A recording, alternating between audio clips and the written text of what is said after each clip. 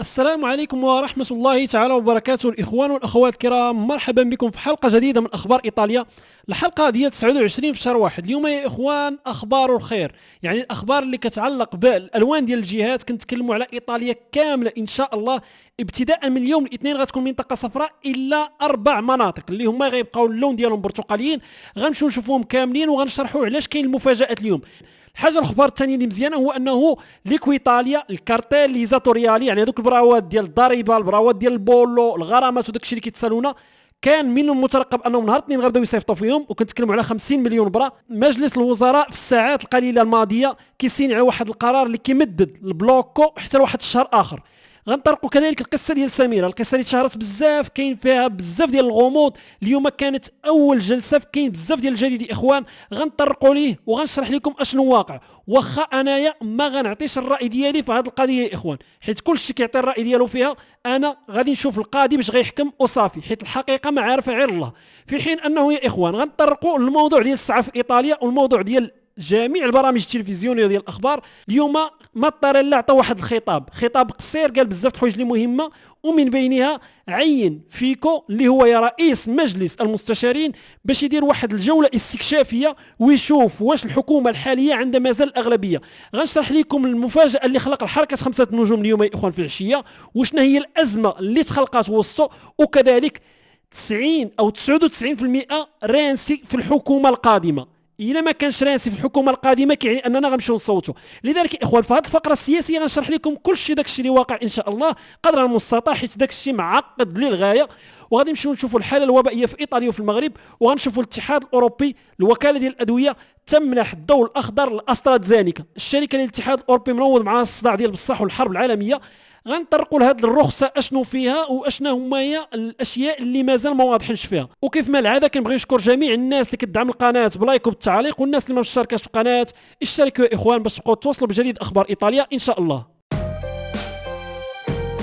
كاين واحد المفاجاه يا اخوان ممتازه جدا فيما يخص الجهات والالوان ديالهم، وابتداء من يوم الاثنين حذاري يا اخوان، حيت الايام اللي دازت والاسابيع اللي دازت كانت القوانين كتدخل حيز التنفيذ ابتداء من الاحد، لكن بخلاف المرات اللي فاتت هاد المره غنبداو نهار الاثنين الالوان الجديده.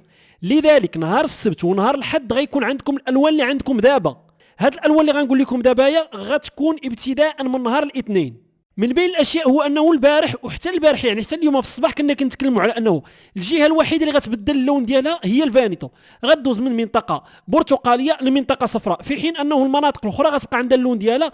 علاش؟ حيت كاين القانون ديال انك خاصك دوز 2 سيمانات وداك الشيء. ولكن المفاجاه الكبرى وهذا الشيء على حساب لوردينانسا اللي غيسيني وزير الصحه سبيرانسا، اللي مازال ما سيناش، ولكن على حساب واحد المصادر اللي كتجي من وزاره الصحه واللي كيكسبها كذلك لا ريبوبليكا، الفاتو كوتيديانو، وكذلك الكوريا ديلا سيرا، كيتكلموا على انه جميع الجهات في ايطاليا غتولي منطقه صفراء الا 4 الجهات اللي غتكون منطقه برتقاليه، زائد بروفينشا ديال بولسانو اللي غتبقى منطقه برتقاليه. نمشيو نشوفوا يا اخوان الجهات اللي غتبدل اللون ديالها. لذلك حدود الساعه الجهات اللي غتكون في البرتقالي هي لابوليا، سردينيا، سيشيليا، اومبريا وبولسانو. وباقي الجهات ديال الطاليان غيكونوا صفراء. الجهات اللي كانوا صفراء هما الكامبانيا، التوسكانا، الموليزي والبازيليكاتا، وتزاد عليهم كذلك البروفينشا ديال ترينتو. غيتزادوا على هادو يا اخوان لاتسيو، البيمونتي، الفالي داوستا، ليماركي، الفريولي فينيتسا جوليا، لابروتسو، لومبارديا، اللي غير البارح كنا كنقولوا على حسب القوانين اللي كاينه خاصها على الاقل تبقى واحد السيمانه اخرى. لكن على حسب الاخبار اللي خرجت دابا يا اخوان هو انه وزير الصحه هذيك السيمانه اللي لومبارديا دوزتها منطقه حمراء حسبها لها بحال منطقه برتقاليه، لذلك دوزت 2 سيمانات منطقه برتقاليه. وهاد السيمانه الجايه ان شاء الله غتولي انه الفانيتو وليميليا رومانيا والكالابريا وليغوريا حتى هما مناطق صفراء. لذلك يا اخوان هذا الشيء كيجي من بعد ما انه لاريتي معدل تكاثر الفيروس هنا في ايطاليا كيتحسن بدرجه كبيره بزاف، كيدوز من 97 يعني 0.97 ديال السيمانه اللي دازت اليوم كيولي 0.84. وهذا الشيء اللي كيخلي انه الاكثر ديال الجهات عندهم الريسك هابط او معتدل، لذلك الالوان ديالهم خاصها تكون صفراء. اليوم يا اخوان غنطرقوا القضيه ديال سميره. الاختفاء او الوفاه ديالها اللي اليوم يا اخوان كاين جديد. غنطرقوا لهذا الموضوع حيت اليوم كانت اول جلسه في القضيه ديالها في المحكمه ديال الجنايات ديال روفيغو. بطبيعه الحال يا اخوان في هذه القضيه كاين بزاف د الحوايج اللي هي جديده تخص محمد اللي هو الزوج ديال سميره وكذلك العائله ديال سميره، غنطرقوا لهم كاملين. ولكن قبل يا اخوان انا شخصيا غنعاود لكم داك الشيء اللي كاين، ما كنعطيش الراي ديالي في هذا الشيء. يعني انايا بعيد كل البعد على واش هو قتلها واش هي هربات ولا ديك الهضره كامله اللي كتروج في مواقع التواصل الاجتماعي لا من الجاليه المغربيه لا ما بين الايطاليين كذلك، حيت يعني هذه القضيه يا اخوان راه كان عندها واحد الصيت كبير لدرجه انه كل شيء عطى الراي ديالو فيها. كاين اللي واحد النسبه كبيره كتقول بلا انه السيد قتلها وخفى الجثه ديالها، وكاين واحد النسبه اللي هي صغيره بزاف كتقول لك السيد ما داير والو. غادي نطرقوا لكل شيء اخوان، وغادي نطرقوا الاخبار اللي مهمه. كيف ما قلت لكم جوج اخبار اللي كتهم هذا السيد. الخبر الاول هو انه تم الترحيل ديالو من السجن ديال فيرونا الى السجن ديال روفيغو، حيت المحكمه ديال الجنايات ديال روفيغو هي اللي فيها القضيه ديالو وهي اللي كانت فيها اول جلسه. وهذا راه خبر زوين، علاش؟ حيت الى قربوه يا اخوان هذا دليل، وكيف ما شرح كذلك المقال وهذا هي النيه اللي عند المدعي العام انه الجلسات والقضيه تكون سريعه. يعني بخلاف القضايا اللي كيكونوا هنا في الطاليان يا اخوان، القضيه راك كتعرفها امتى كتبدا وما كتعرفش امتى كتسالي، ربما 7 سنين ربما 15 عام. لذلك على الاقل يا اخوان دابا بدلوا لي الحبس قربوه من المحكمه باش تكون كل سيمانه جلسه باش يسدوا هذا الملف دغيا، وهذه حاجه مزيانه. في حين انه الحاجه اللي ما مزياناش يا اخوان، وكيف ما قلت لكم انا هو راه عنده التهمه ديال القتل العمد واخفاء الجثه اللي هي تهمه ثقيله جدا. الحاجه اللي باش يواجه هو هذه التهمه هو انه تخلى على المحامي ديالو. وبطبيعه الحال ملي غتقول تخلى على المحامي ديالو ماشي زعما كاين هو غبي حتى لهذ الدرجه، تخلى على المحامي ديالو باش يكون عنده واحد الفريق ديال الدفاع. فريق يا اخوان اللي متشكل من 5 اشخاص، فريق ديال الدفاع اللي قوي بزاف يا اخوان. وصراحه وهذه غير تخمينه من عندي انا، يعني ما قريتهاش وما مكتوبه في حتى شي بلاصه، ولكن انا فكرت واحد اللي مشدود في الحبس ما عنده حتى شي امكانيه يدير واحد الفريق ديال الدفاع بحال موكا. الا بغيتي دير واحد الفريق بحال موكا خاصك الملايين والملايين ديال الفلوس يا اخوان.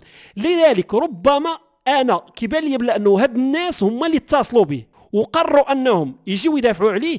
اشنا هو المقابل؟ المقابل هو انه الجورنالات والصحف والراديو والتلفازه غيوليو يديروا الاسماء ديالهم، وجميع المحامين يا اخوان كيديروا هذه اللعبه، كيجي يدافع لك فابور باش يكون المقابل هو انه غيبان قدام الصحافه. لذلك يا اخوان سمعوا شكون عنده فريق الدفاع دابا حاليا. عنده 2 محاميين، عنده خبيره او عالمه ديال الجريمه، عنده كذلك خبيره او عالمه ديال الجينيتيك، وكذلك خبير في الخلايا الهاتفيه. بطبيعه الحال يا اخوان علاش خبير في الخلايا الهاتفيه؟ حيت من بين التهم والاسئله اللي خاص محمد يجاوب عليها هو النهار اللي اختفت سميره اشنو كان كيدير ما بين 4:30 ديال الليل يعني ديال الفجر حتى ل7 ديال الصباح. 3 السوايع ونص يا اخوان كان جنب الواد على حساب التطبيق ديال جوجل مابس. هذاك التطبيق اللي كتدخلوا باش تمشيو لواحد لينديريتسو ولا كتمشي لشي بلاصه كتخدموا يا اخوان، هذا كيسجل جميع النقاط اللي كتمشي ليهم. لذلك مني البوليس داروا عليه واحد الخبره، لقاو بانه الليله اللي اختفت هو دوز 4 السوايع في واحد البراكه ولا واحد الدار مهجوره تمايا لمده 3 السوايع ونص. بطبيعه الحال يا اخوان البوليس راه مشاو لهذيك الدار في لوها، راه مشى ليها البوليس العلمي، مشاو ليها يعني بالكاميرات، مشاو ليها بجميع دوك التقنيات الجديده باش يلقاو شي زغبه، يلقاو شي نقطه ديال الدم، يلقاو شي حاجه في هذيك البراكه. والو ما لقاو حتى شي حاجه. السؤال الثاني اللي خاصو يجاوب عليه اش مشى يدير في الصبليون؟ بطبيعه الحال يا اخوان هو على حساب داك الشيء اللي قال المحامي ديالو، ما كنتكلموش على واحد التحقيق اللي كان مع البوليس ولا اللي كان مع القاضي وقال هذا الشيء. هو كان كيهضر مع المحامي ديالو في التليفون والبوليس كانوا كيتصنتوا عليه. قال ليه بلا انه مشيت لاسبانيا باش نقلب عليها حيت انا متاكد بلا انها هي هربات لبرشلونه او هربت لمدريد. يعني قال لي انا ما كانتش عندي النيه ديال باش نهرب. وثاني حاجه وعلى حسب ما كيقول المحامي ديالو يا اخوان قال لهم كلهم غيهرب كل راه هرب للمغرب. والحاجه الثالثه هو انه السيد فين شدوه في الستاسيون ديال بولمان يا اخوان ديال الطوبيسات اللي كاينه في مدريد، كان جاي باغي يركب باش يرجع للطاليان. يعني هذا كيقول لهم انا راه عندي البيه ديال الروتور، ماشي انا زعما كان غادي هربان ولا شي حاجه، انا راك جاي راجع للطاليان وشدوني. بطبيعه الحال يا اخوان هادو كلهم ادله اللي كيحاول الدفاع ديالو يلعب عليها. من بين الاشياء اللي كيلعب عليها الدفاع ديالو هو انه ما كاينش شي دليل قاطع ضد محمد. علاش؟ حيت ما كايناش اداه الجريمه، ما كاينش مسرح الجريمه، ما كاينش كذلك الجثه ديال السيده. ونقدر نقول لكم يا اخوان بلا انه من نهار اختفت هذه السيده راه بقى تقريبا اكثر من شهر وهو حر طليق. يعني القاضي عارفوا بلا انه راه المتهم الوحيد اللي يقدر يكون، ولكن ما كاينش ضده حتى شي دليل. نهار مشى لاسبانيا المدعي العام قال لهم هذا الدليل، يعني السيد كان بغى يهرب ومن تما مشدود. يعني قبل يا اخوان راه كانت نفس الادله هي اللي كاينه وبطبيعه الحال ما كانش مشدود. الحدود الساعه يا اخوان العائله ديالها الام ديالها والاخ ديالها سي سونو كونستيتويتي بارتي تشيفيلي. ومنين واحد كيولي بارتي تشيفيلي يعني كيكون الشخص اللي كيقول انا راه ضريت من هذه القضيه لذلك كنطالب بالتعويض. يعني الام والاخ ديالها راه كيطالبوا بالتعويض، في حين انه المحكمه ديال فينيسيا ديال المينوراني ديال الدراري الصغار راه كانت حكمات يا اخوان سابقا بانه تحيد المسؤوليه ديال الاب على البنت ديالو من عندها 5 سنين، يعني ما بقاش الاب مسؤول عليها قانونيا، ما عنده بها حتى شي حاجه شي علاقه، مسؤول عليها خالتها دابا الحدود الساعه، وهي اللي شادها دابا حاليا يا اخوان. الحدود الساعه المدعي العام راه عطاه التهمه ديال القتل العمد. وحاجه اللي مهمه هو انه من بين النصوص اللي غيتصنتوا ليها الدفاع ديال العائله ديال سميره يا اخوان وجد 10 النصوص اللي غيتم الاستماع لهم في هذه الجلسات اللي غتكون، في حين انه الدفاع ديال محمد وجد 56 نص اللي غيتم الاستماع لهم. لذلك يا اخوان قضيه راها صعيبه بزاف، وشخصيا ما عاد ديما نقول في هذه القضيه انا كنتسنى القرار ديال القضاء هو اللي غيحكم، حيت بطبيعه الحال بزاف الحوايج اللي حنا ما عارفينهمش ما قريناهمش ما سمعناش حتى المكالمات اللي كانوا، والحدود الساعه يا اخوان ما نقدروش نعطيو الراي ديالنا، نتسناو المحكمه شنو غادي تقول. اخر اجتماع اللي دارته الحكومه الحاليه يا اخوان اخر مجلس الوزراء، يعني واخا الحكومه عطات الاستقاله ديالها وكونتي استقل، هاد الحكومه راه مطريلا باقي معينها لاجل تدبير المصالح ديال البلاد بين ما تشكلت حكومه جديده. لذلك في اخر مجلس ديال الوزراء تم تمديد ارسال الكارتيل ليزاتوريال، يعني ديك الضريبه الملطس والغرامات والبولو اللي كتسالنا الدوله ما غيصيفطوهمش لينا، كان ابتداء من اليوم الاثنين غيبداو 50 مليون برا غادي تبدا تخرج. واخا يعني الرئيس ديال لاجنسيه ديال الانترات الريسكوسيوني يعني ايكويطاليا كان وعد بلا انهم ما غيصيفطوش 50 مليون برا في دقه، ولكن كانوا غيبداو يصيفطوا فيهم بشويه بشويه، الا انه مجلس الوزراء زاد مدد المده ديال البلوك يا اخوان. لذلك من هنا نهار 28 في شهر جوج راه ما غيصيفطوا حتى شي برا حتى شي واحد. لذلك الحدود الساعه تقدروا تبقاو هانيين يا اخوان واحد الشهر اخر حتى نشوفوا اشنو غادي يديروا، حيت بطبيعه الحال هما داروا غير واحد القرار اللي صغير ديال التمديد، وكيف ما قلنا يومين هذه يا اخوان راه كاينه امكانيه انه كذلك دير الحكومه، وهذا الشيء بطبيعه الحال ما غديروش هذه الحكومه الحاليه، ولكن الحكومه اللي غتجي من هنا لقدام غتفكر واش دير روتاماتسيوني ودير سالدو استرالتشو ولا ما ديروش، حيت كيف ما قلت لكم انا كاين بعض الوزراء وكاين بعض البرلمانيين كيتكلموا عليه وكاينه امكانيه كبيره انهم يديروه، ولكن غنشوفوا الحكومه الماجيه واش غديروا ولا لا، يعني كل شيء مرتبط بالحكومه الماجيه. البارح يا اخوان ما تطرقتش لهذاك الشيء اللي وقع سياسيا وتجنبت انني نتكلم على السياسه، ولكن اليوم خاصنا لابد من نتكلموا عليهم، وصراحه خاص بزاف ديال التركيز باش تعرفوا اشنو واقع وباش تعرفوا بلا انه يعني راه واحد الصداع كبير نايض. الحمد لله بواحد النسبه كبيره تفك، ولكن حنا غادي نشوفوا واش غيتفك ولا غتزيد تصعب المأموريه. علاش؟ حيت هذيك 3 ايام ديال التشاورات اللي كان دار رئيس الجمهوريه الايطاليه ماتاريلا سالات اليوم اخر حزب دخل عنده هو الحركه 5 نجوم وخرجوا مع 6. مني خرجوا مع 6 الرئيس ديال هذيك الديليغاسيون وديال هذوك الممثلين ديال الحزب اللي هو كريمي تكلم في الميكروفونات اللي كيتكلم فيهم دابا حاليا مطاريلا يا اخوان، وقال بلا انه حنا ما عندنا حتى شي رفض لايطاليا فيفا. وحتى البارح يا اخوان كانوا كيقولوا حنا رانسي ما بقى عندنا ما نديروا به، غير البارح يا اخوان. ولكن خاصنا نرجعوا البارح ونشوفوا فعلا اشنو وقع.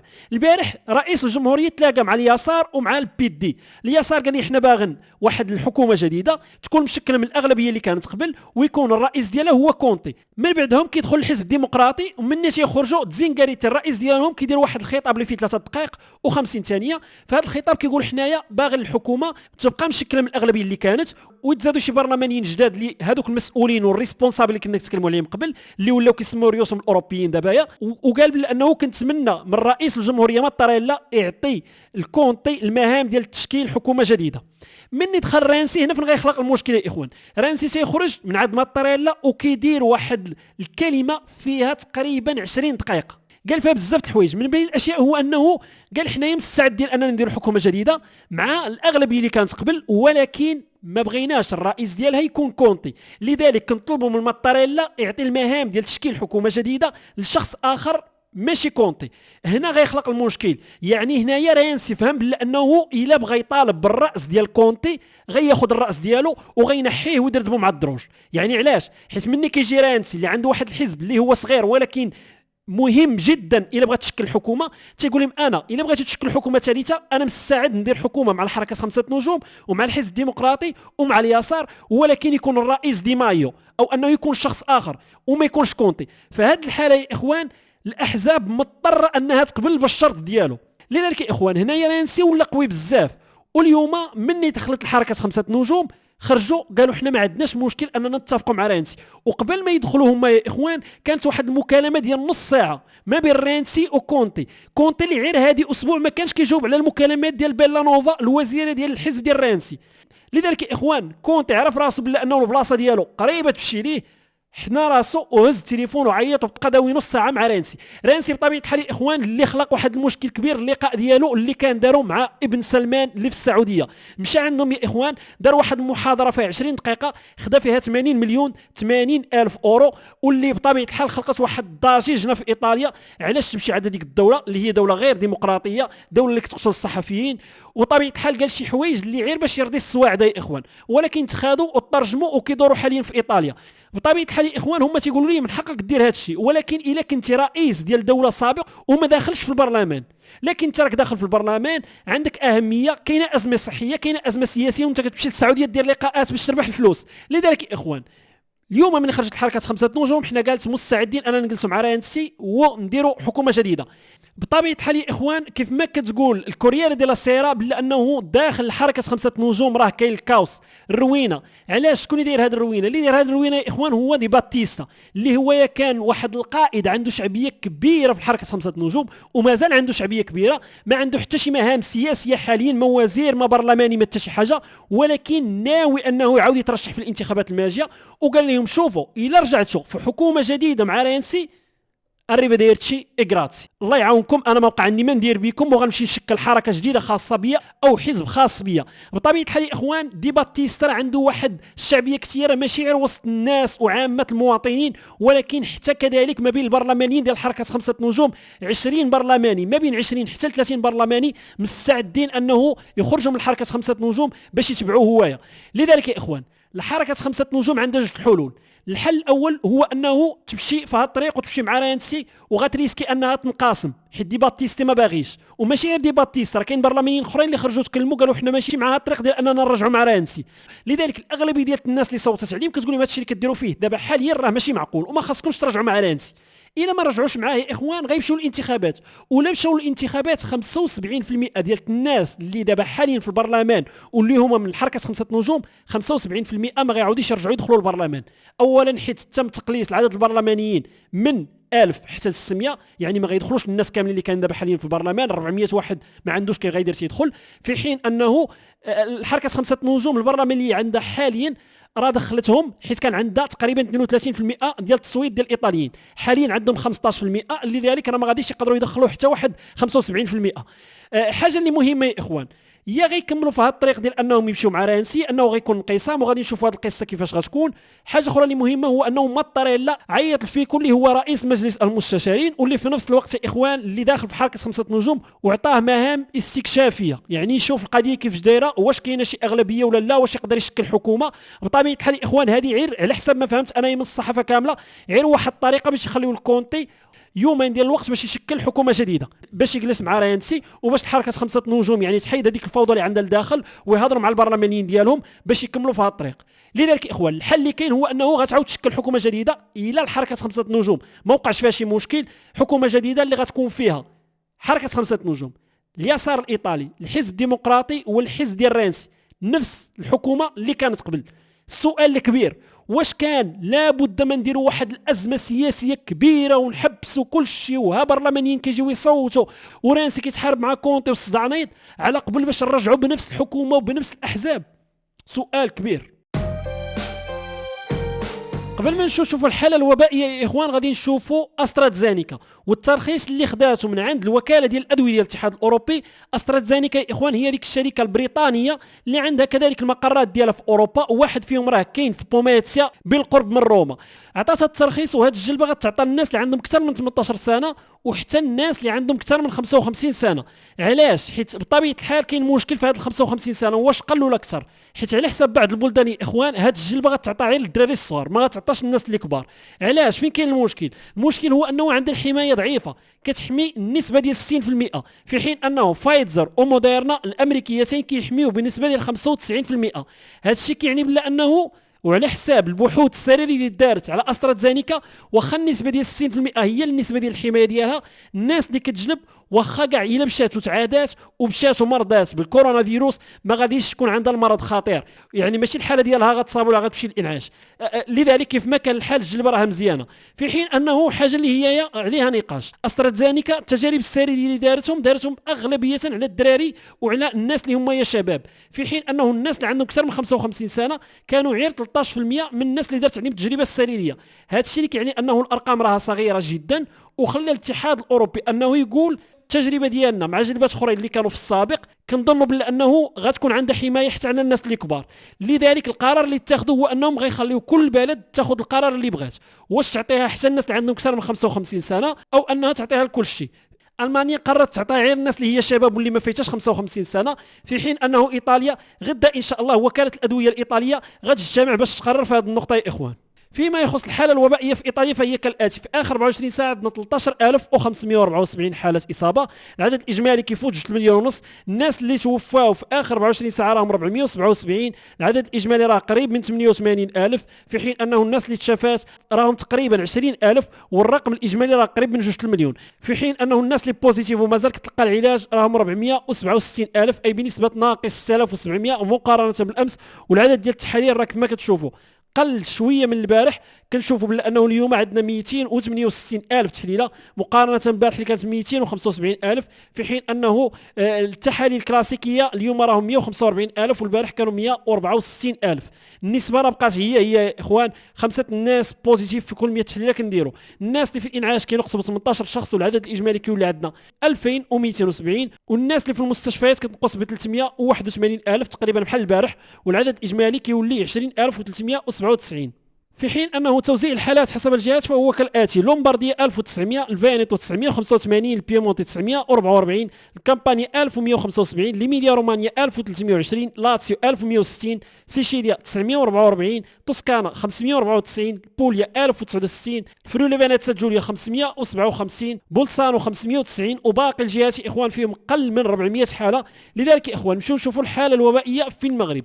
في المغرب اليوم كنلقاو 851 شخص، العدد الاجمالي راه قريب تقريبا من نص مليون مصاب في المغرب. الناس اللي يعني تم الاستبعاد ديالهم راهم 14,000 اليوم، والناس اللي تشافاو راهم 790 شخص، والعدد الاجمالي ديال الناس اللي توفات اليوم راهم 22 شخص، العدد كامل كيوصل 8246، في حين انه الناس اللي مازال كتلقى العلاج راهم 13,878.